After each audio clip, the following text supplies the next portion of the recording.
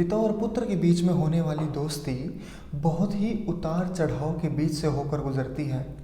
ये इतना आसान नहीं होता जितना हम सोचते हैं। पिता और पुत्र दोनों का नज़रिया एक दूसरे से अलग होता है।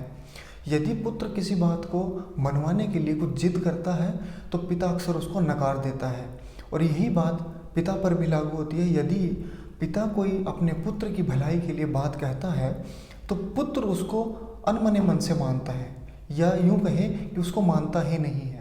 ये पुत्र की पिता के प्रति डिसरिस्पेक्ट की भावना नहीं होती, बल्कि वो ये नहीं समझ पाता कि एक पिता मेरी भलाई के लिए जो बात कह रहा है वो कितनी ज़रूरी है। ये बातें उसको धीरे धीरे समय बीतने के अनुसार जैसे जैसे उम्र बढ़ती है फिर उसको समझ में आने लगती है। नमस्कार दोस्तों, मैं यशपाल सिंह। कविताओं की श्रृंखला में जो आज की कविता लेकर आया हूँ उसका नाम है जिद। जी हाँ, जिद। आइए देखते हैं ये छोटी सी कविता जो मैंने पिता और पुत्र के बड़े ही पवित्र रिश्ते पर लिखी है। देखते हैं इस कविता में पिता और पुत्र की किस प्रकार की जुगलबंदी को मैंने दिखाया है। आइए शुरू करते हैं हमारी आज की कविता बिना किसी देरी के।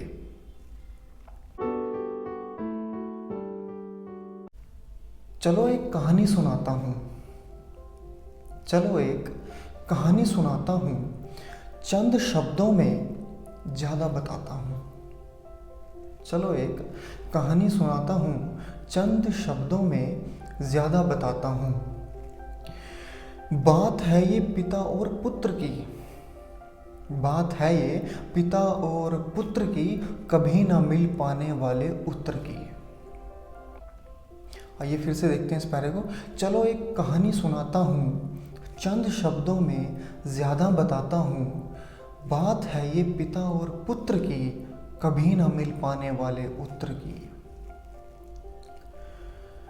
पिता अपने पुत्र को समझा रहे थे, पिता अपने पुत्र को समझा रहे थे, देर से मत आया करो बता रहे थे। पिता अपने पुत्र को समझा रहे थे, देर से मत आया करो बता रहे थे। देर रात तक घूमना ठीक नहीं है, देर रात तक घूमना ठीक नहीं है, ये जो तुम करते हो ये अच्छी सीख नहीं है। पिता अपने पुत्र को समझा रहे थे, देर से मत आया करो बता रहे थे। देर रात तक घूमना ठीक नहीं है, ये जो तुम करते हो ये अच्छी सीख नहीं है। नौजवान पुत्र और जवानी सर पर, नौजवान पुत्र और जवानी सर पर, भला कहाँ टिकते हैं पैर घर पर। नौजवान पुत्र और जवानी सर पर, भला कहाँ टिकते हैं पैर घर पर। पिता की बातें मानो तीर सी चुभी, पिता की बातें मानो तीर सी चुभी, कहने लगा आप नहीं समझोगे कभी। नौजवान पुत्र और जवानी सर पर, भला कहाँ टिकते हैं पैर घर पर।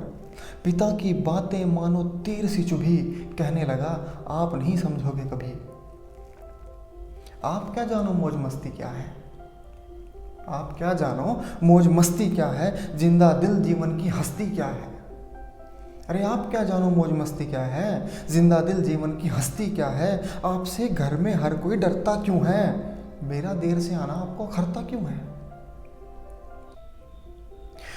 आप क्या जानो मौज मस्ती क्या है, जिंदा दिल जीवन की हस्ती क्या है। अरे आपसे घर में हर कोई डरता क्यों है, मेरा देर से आना आपको अखरता क्यों है। चश्मा उतारते हुए पिता कहने लगे, चश्मा उतारते हुए पिता कहने लगे, इस मकान को घर बनने में ज़माने लगे। चश्मा उतारते हुए पिता कहने लगे, इस मकान को घर बनने में ज़माने लगे। घर का नेतृत्व एक बड़ा सवाल है, घर का नेतृत्व एक बड़ा सवाल है, बिना उसूलों के ये सब जंजाल है। चश्मा उतारते हुए पिता कहने लगे, इस मकान को घर बनने में ज़माने लगे।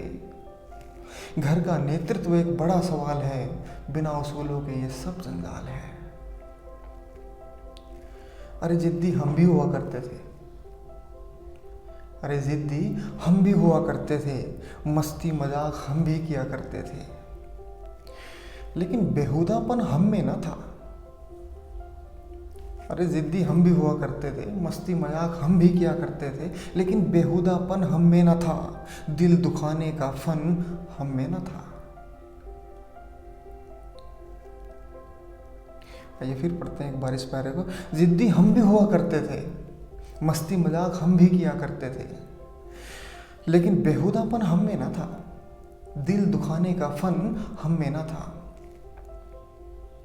और ये पहरा देखिए, जिस पहरे में पिता अपने पुत्र को सीख दे रहे हैं। जिद करो ऐसी कोई परेशान ना हो, जिद करो ऐसी कोई परेशान ना हो, सबको शिक्षा मिले कोई भूखा ना हो। अरे जिद करो ऐसी कोई परेशान ना हो, सबको शिक्षा मिले कोई भूखा ना हो। जब तक तुम इरादा कर चुके होंगे, जब तक तुम इरादा कर चुके होंगे, याद रखना तुम पिता बन चुके होंगे। जब तक तुम इरादा कर चुके होंगे, याद रखना तुम पिता बन चुके होंगे। याद रखना तुम पिता बन चुके होंगे। धन्यवाद दोस्तों। आशा और उम्मीद करता हूँ कि आपको हमारी आज की कविता जिद पसंद आई होगी। जल्द ही मिलते हैं आपसे एक नई कविता, नए विचार के साथ।